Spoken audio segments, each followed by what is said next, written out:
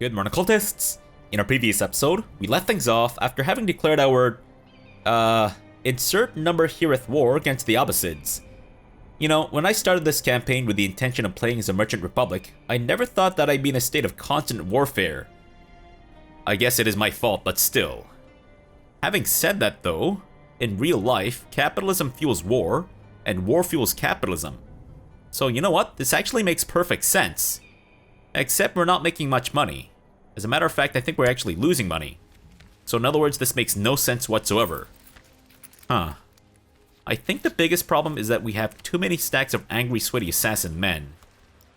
One thing that would help is if China were to finally open up its legs and let me bury my face in its, well, I guess, financial crotch, if we're going by this metaphor.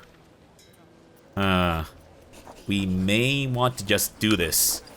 This may backfire though, because I'm not sure how long this guy's going to be on the throne for, and also, if the Mongols invade, is that going to reset everything? I know it resets our grace, but I'm not sure if it also resets the policy. You know what? YOLO. Why not? Emperor Shizu of the Dai Empire has closed out the empire and stopped all trade along the Silk Road. This is not acceptable. He not only harms trade for Dai, but also for my own lands. We must make the Emperor open up their borders one way or another. Right, so we could go to war with the Western Protectorate, which may not be the worst idea in the world. Now, when you attack China, unless you're invading them, they usually send a number of troops that are proportionate to your own, so this could work, but I think they're a little too inland. Unless they somehow appear with boats, which I guess is possible. You know what? Let's negotiate first and see what we can do. Oh, I guess it doesn't happen automatically? Or instantly, rather? Okay, cool. Then why don't you guys just get into our territory or back to our capital in the meantime, and we'll see how many stacks of assassins we have. Are you guys also assassin troops? Yes, gotcha. Well, let's get you started on the sieging of, I guess, Aksum. Or does it not matter? You know what? Just go with Masawa. Sure, why not? I think we're good to go, right? Okay, the Protector General of the Chaste Emperor addresses a letter to the brave Grand Mayor of the Republic of Socotra. May good health be with you, the heavenly Hanshi. I guess his surname is the same as his given name. Emperor Shizu of the Dai Empire demands that in exchange for opening up the Silk Road, you show your loyalty to the him by becoming a tributary, or a little bitch. I'm sure that you can see how this will benefit both our nations and trust you to make the correct decision. If we do this, then we lose 50% of our income, 30% troop reinforcement rate, and 2 prestige per month. But we gain 2 grace per month, and a Chinese regiment to raise as the defender in a war. Right. And they can't change their policy for 50 years. Gotcha. Wait. If we were to do this, then we should be able to break off from being their tributary. And I think one of the conditions is that they're in a civil war, and also when they're being invaded by Mongols. I'm not sure if there's another situation in which you can do this. I'm actually not entirely sure if it's even doable right now.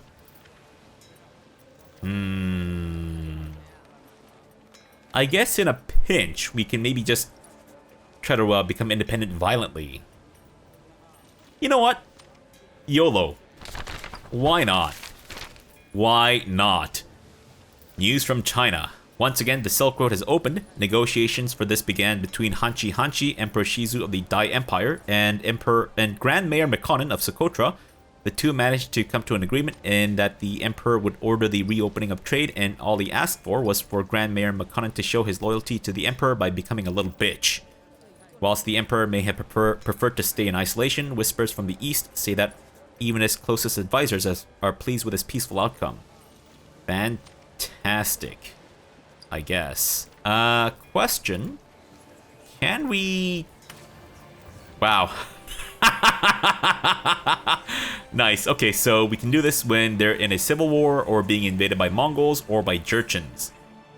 Fan-fucking-tastic. Before the news even drops. Boom!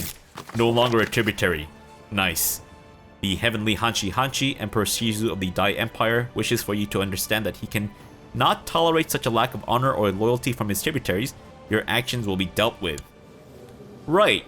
And how are you going to do that, exactly, sir? How are you going to do that? I don't think so, numbnuts.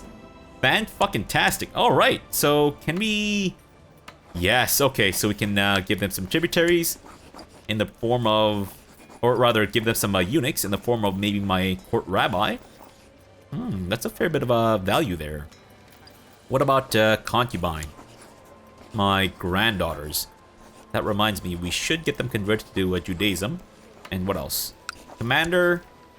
Okay, so maybe we should look for a new marshal to replace this guy who may be going to China as a commander. An artifact. Wow, we can sell off the Ark of the Covenant for 10,000 grace and basically get 2 invasions. Interesting. I don't think I'll do that though. I think I'll do my best to preserve our Nazi face melter for future Nazis to whose faces we will be melting.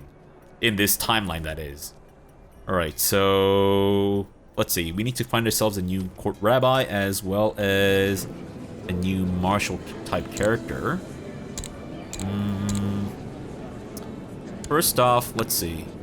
Martial type character, we have Hathberhurth. Right. Not sure if I really want this guy though. Marshal. Oh right, there's this guy that we imprisoned. Except I'm not sure if I can actually send him off as a commander. You know what? Let's actually give this a try. I may come to bitterly regret this. Can I imprison you again? Ah, I see. We can't tell you to bugger off, but let's see. Can we send him off as a commander? Oh, fantastic. And we can get even more grace in the marshal. Perfect. Get out of here, dude. Nice. And now we need to find a new court rabbi. We have this guy here. He's a little bit older, though. I think I prefer someone who's a little bit younger. Ah, this guy, and then there's also this guy. In terms of their learning scores and traits, they're pretty much the same. Yeah, the only thing that this guy has above him is his martial score. Can I actually bring you into my court? I can. You know what? I'll go with the younger dude. Why not? Let's get you into my court. Thank you. And we'll figure that out. In the meantime, let's see. What else do we need to do? Oh, right. My daughters, or my granddaughters, rather. Let's see. Dynasty. Who do we have? Terefi, or Teferi. You are too young. Gotcha. Danae. Alright. Brown Orlando Bloom. Can we get you to convert to Judaism, please? Fantastic. Karen. You're not even in my court. Why are you not in my court? I thought you being matrilineally married to him meant that you wouldn't need to go to his court, but I guess not. Unacceptable. Pluten absolutely hates me, so that's never gonna happen. Daniachu is... I think this might be a little iffy. We could abduct him and then just try that, but nah, he'll hate me. Charon, alright, maybe with a little bit of a coaxing, we can get you to convert. Fantastic. McConan, what about you? Whoop, that's not McConan. What the? There we go. Oh, he's still too young. Whoa. Looking good in terms of stats, though. Amhara, let's get you to convert. Fantastic. Alright, folks, well, you have your orders. Get to it. Silbu, get the fuck out of here. Bye-bye, thanks. And sir, get into my court. You'll be our new court rabbi. Danae. Oh, right. We asked you to convert. And same with you. And same with her. Why am I swaying her again? Was it to get her married to someone, I think? Yeah, I think that's what it was. Let's invite her to a banquet, I suppose. Because intrigue does appear to be a thing. Alright, sir. Let's get you to convert, I guess. Wait, hold on. What fetish does the Emperor have right now? Tibeto-Burman. And this guy's Budpa. What if I were to... I wonder if it's possible. Oh, wow. Oh, yeah, that's what I'm talking about. Oh, yeah. All right. That's absolutely perfect. Huh. I wonder if then maybe we can... Oh, has to be a close relative or of my dynasty. Oh, I see. Interesting. That, that kind of clears things up a little bit. All right, well, sir, welcome to our court. We're basically engaging in human trafficking at this point. Nice.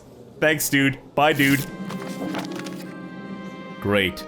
I receive Varakuni at the door and help her inside. She look around the large room and give me an approving nod of the size of the banquet. Okay. I'm assuming there was some issue with the translation or localization, perhaps? Not entirely sure.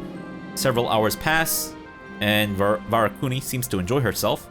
Maybe she would enjoy herself more if we managed to find her some company for the night. Alright, so let's definitely make her lustful. Oh, wait, no, was that me or was that her? Oh, that was me. I thought that was her. Never mind. Oh, well, still worked out, I guess. Oh, she's also lustful. Oh, shit, I didn't read that, sorry. Can we get you to convert? Perfect. Okay, so I guess we don't need to sway you anymore. And we will marry you off to... Did I intend to marry you off to Zeister? I guess?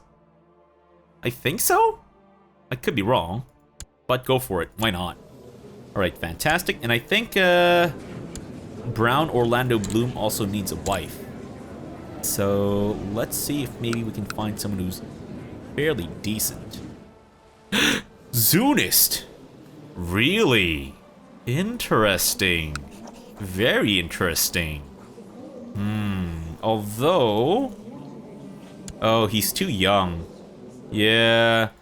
We should try to get this guy's bloodline mingled with ours too, though. So we're gonna have to do a matrilineal marriage, I guess. Yeah, sure.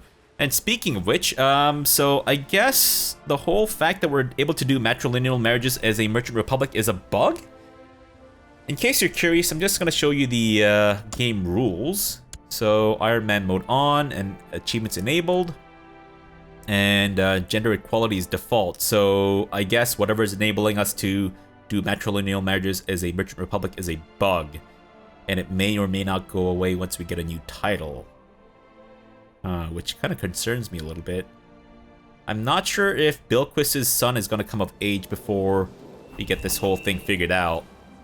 I mean, it's not the end of the world, I will say, if we don't end up with the Solomonic bloodline, because it only kind of gives us a monthly prestige in the Israelite opinion, which would be useful to us. I guess East African is also kind of useful.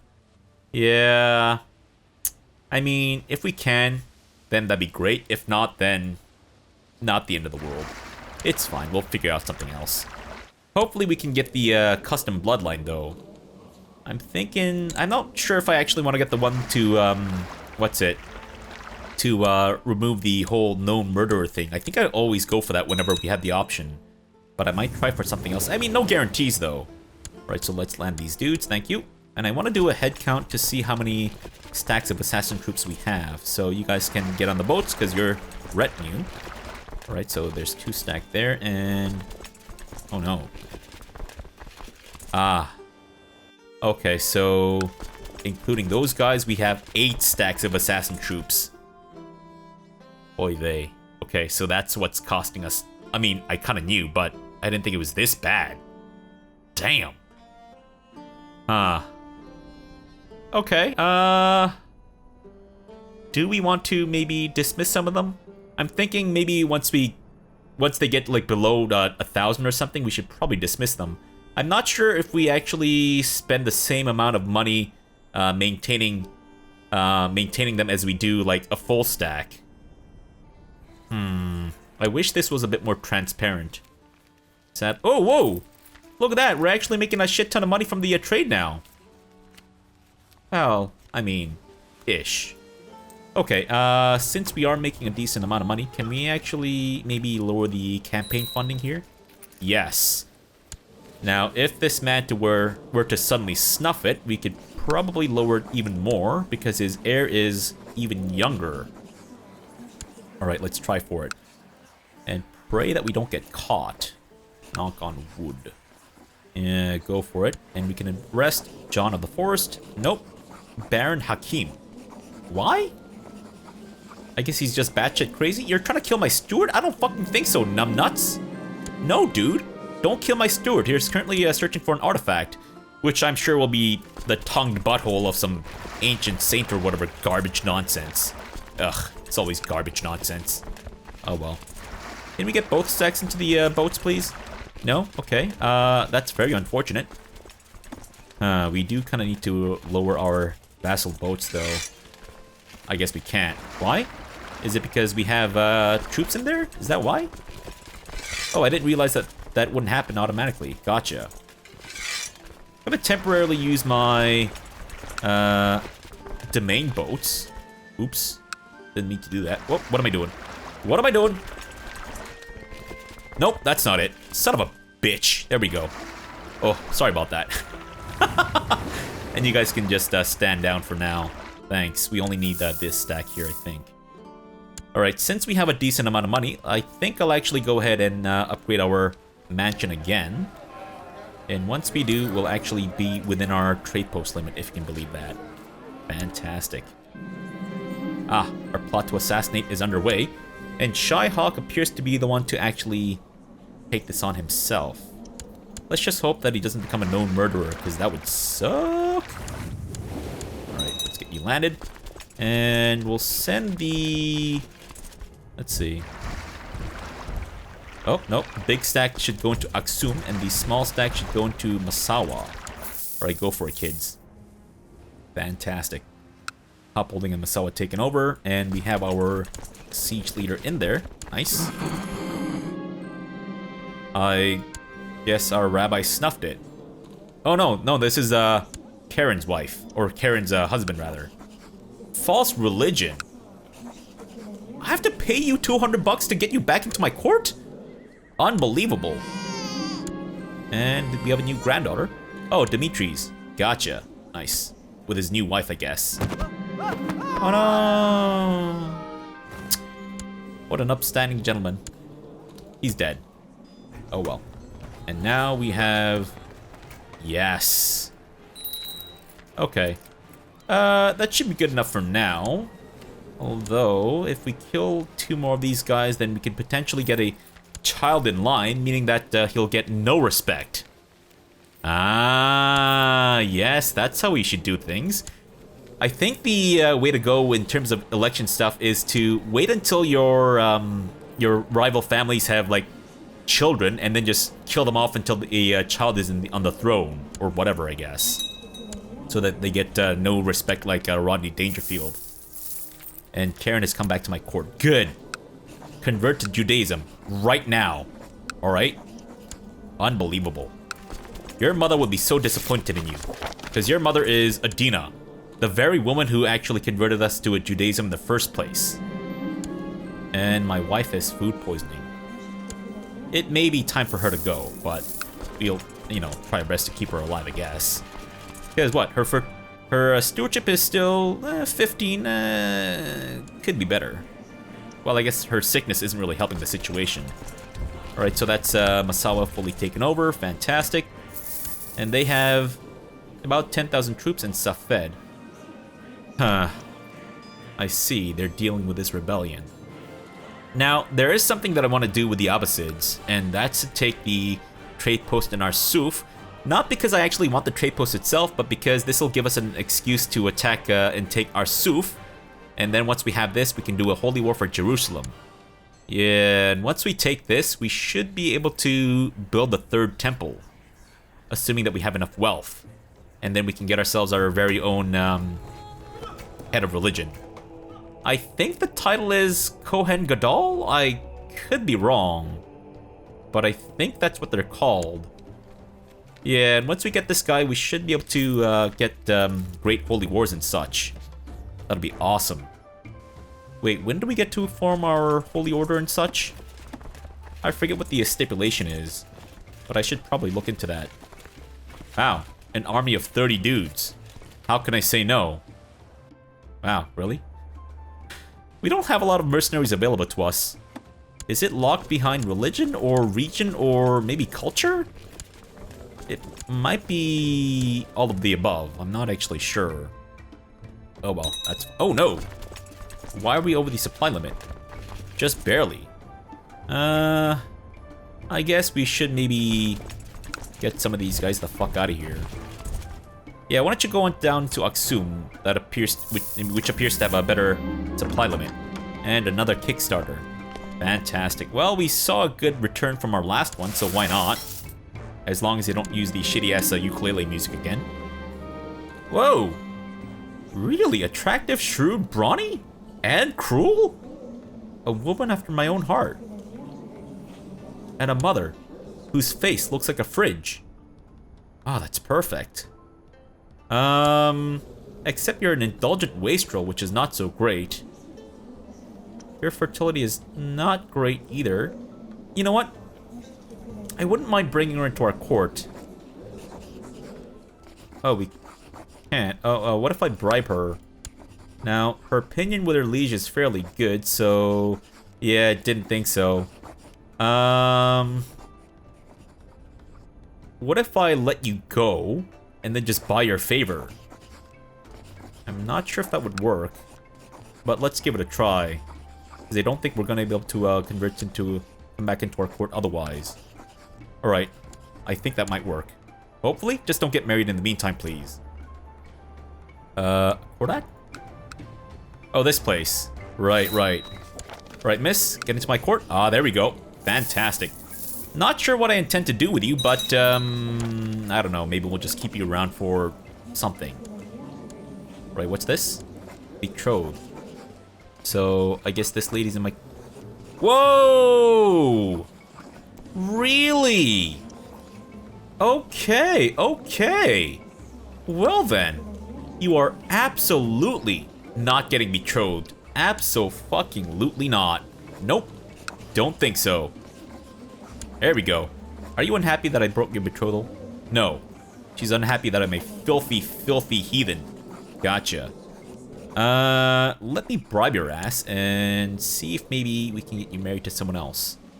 55 fertility. Shy Hawk? 40% fertility, not great. Though, wait, what are her stats? Let me mark you as special interest. Now, you are... 55% fertility. Health 5. Her stats aren't that great, so while she would make a decent bang maid for Shy Hawk, I don't think she's gonna be a good wife for him, unfortunately. Yeah, because we do need to consider their stats that'll add to the state stewardship and state stats and all that such. Alright, so I'm thinking maybe we'll just keep this wife, or my daughter-in-law, and then we'll just have Shy Hawk seduce the ever-loving hell out of this girl. I think that'll be good. You know what else will be good? Is if Bilquist, you can maybe get pregnant and make another child. Because that'd be fantastic. We may want to start looking into possibly... Maybe if we can liberate them, we can get them to come to our court.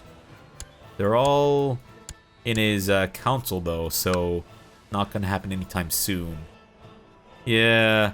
Oh, also, in between episodes, I finally changed our house coat of arms because I seem to vaguely remember mentioning that like ages ago. We've chosen the House Gideon coat of arms because House Gideon is unfortunately no more. Yeah, they died off fairly early on in the campaign.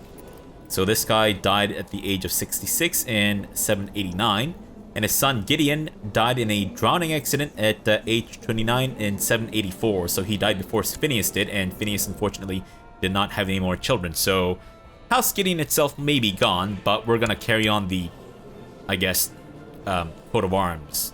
Not really the name or the legacy or the dynasty. No, just the coat of arms because it, you know, looks pretty cool there. At least that's what I'm thinking. All right, so we are at 48% with the Abbasids. When can we change our laws again? Okay, we can change that now. Except we don't have a lot of support. Here's the thing, though. I think we're actually going to end the episode off here for now, and I'm not doing this because, you know, I want to end this early, but because we're going to be doing a tour through the world, and I find that it usually takes around like 7 or 8 minutes. So, well, I think one of the biggest requests that I got so far in terms of the tour of the world is to find out what is happening with Austrasia and how this Merovingi dynasty came back into power. Because from what I understand, at the beginning of the play, 769, the guy who starts off Merovingi, this guy is the only dude around, I think? And he's also been banished as a monk. I think France or something, or some important realm was ruled. Yeah, France was ruled by this guy until the stewards of France, the Carlings, took over, and then they banished him to a monastery as a monk. But somewhere down the line, I guess he had a child? Yeah. I'm not sure how he was born, but somewhere down the line he had a child. Maybe he actually had a child to begin with. When was he born? So, not sure. 769. Oh, okay, so he was actually born before. So he was a pre-made character. Gotcha. So, Austrasia, what happened was after the, you know, while it was being ruled by by Karl himself, this guy conquered as a claimant. He came in with a raging military boner and just, I guess, staged a coup, etc., and then took over. And now he has a child of his own who is 17 years old and is currently married, but without a child. Uh-oh. His dynasty appears to be under threat. I'm gonna do everything in my power to preserve your bloodline and keep you around because I love these rare bloodlines. Yeah. I can do nothing. Alright, well that settles it. Fuck. Damn it, really? Can I not protect you? Can I maybe kidnap your children and then, like, breed them or something? In some kind of, like, sick, disgusting human trafficking thing like we did with the, you know, Grace with China stuff? No? Okay, well that's unfortunate. Well, if you need help, just holler. I mean, I don't know if there's much we can actually do. And the Bretonnian Liberation Revolt appears to be winning, which is unfortunate. I'm hoping that this doesn't result in you being ousted, because I would really love for your dynasty to come back in full force and just completely trounce the Carlings. Those traitorous bastards. I'm actually not entirely sure what exactly happened in terms of history stuff, but, you know, I'm kind of guessing. Would be cool. But in any case, so the Abbasids are currently... Ooh. I guess it's not that surprising that their, you know, military force would bounce back a little bit. But, oh, he's wounded too. His health is still decent though. Alright, so I'm hoping that he stays alive until we can win this war, and then we can maybe get him assassinated, go to war with his successor for something else here. Or should we actually try to go for our Arsuf so that we can start our encroachment into Jerusalem? Not entirely sure.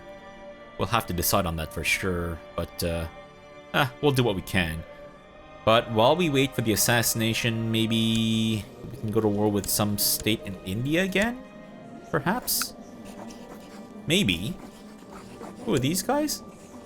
Oh, right. This guy's the dude whose father we assassinated. Ah, maybe we can do this. Sorry, that was a burp disguised in the ah. I do apologize. Yeah, excuse me. Sorry about that. Oops. I had no control over it. Otherwise, we can maybe go to war with the Byzantines for... Ah, maybe we can take their trapezoidal trade post. Bit of a weird shape for a trade post, but something that we can consider. Or go to war with the Byzantine revolt for... Whoa! Oh my god. Oh, it's because they have the... Wait. Hold on. Oh, it's because they have a Amalfi, of course. That's what it is. Yeah. At least I think so. I mean, Genoa has a little bit too. But, okay, so Amalfi's got that. Ragusa is not part of the Byzantine Empire. Okay, so that's what it is. I see. No Silk Road trade routes, though. So I'm not sure if it's really going to be worth it. I don't think we really need to look into this world in terms of, you know, trade expansion, but maybe we can still get that achievement for the 80 trade posts in our realm or whatever. Okay, so I need to focus. Let's see. The African realms are... Well, I mean, they've unfortunately converted to I mean, at least the biggest one, Songhay, is converted to Sunni, but we kind of knew that. The other realms appear to be still African, though, so maybe there's a little bit of hope. But as long as the Africa and these guys are Islamic, I don't think that's going to happen anytime soon. Umayyads are still fairly strong, and they've swallowed up the entire Iberian Peninsula. Have a little bit of an offshoot going on here, not sure what that deal is. And Germany is currently at war... Oh! Defending versus a Swedish invasion. Really? Interesting, that could be cool. But... no. Wait, Austrasia? Oh, I see. Yeah, we don't want that to happen then. Because as much as I like the Reformed Germanics... Whoa. Never seen that much tattooing on a dude before. Interesting. As much as I'd like the, you know, Norse pagans, etc., I'd really like to see this rare bloodline flourish. And of course, the British Isles, giant fucking mess. But, you know, that's to be expected. And what else? Yeah, I guess the old Germanic ways are dying off, which is good because we want the pagans to consolidate. And this has been taken over by Saxony. Interesting. Very interesting. Germany is currently ruled by this guy of the Nibelungen dynasty. Smoke something, maybe? I don't know. I think Nibel means like smoke or something in German. It's been a long time since I've taken any German classes, so... yeah. Let's see, what else? Pannonia is now Slavic. Wait, have they always been Slavic? I think, weren't they Catholic at one point? Yeah. Wait, hold on. So... okay, conquered in a war, and then still Catholic, and then suddenly Slavic. Interesting. I would actually like these guys to stay Slavic, but we'll see. I'm assuming it's not going to happen. Austria Slavic? Really? Interesting. Huh. I wonder if the Slavic pagans have a chance to reform. I mean, if they maybe expand a little bit more to the east, perhaps, but I don't think that's going to happen anytime soon. What about the Romovans? I think the Romovans are actually closer to reforming the Slavs. Yeah, possibly. Well, Eastern Europe is also a giant mess, much like the rest of Europe. The Byzantines appear to be kind of fracturing a little bit. Yeah, by a lot it seems. They've got how many revolts? At least 2. One for independence and the other one for... some dude's claim on the Byzantine Empire. Uh-oh. Okay, so this guy's most definitely gonna win the thing. Does that mean it's gonna invalidate the independence war? Because I would actually like to see these guys become independent. But, whatever. And there's also Khazarian revolt. Whoa, I didn't realize that the Khazarians became so big. And engorged and filled with blood and semen. Interesting. And, oh, there's another Khazaria? Oh, I see, they're Khazaria's bitch. Gotcha, that's why.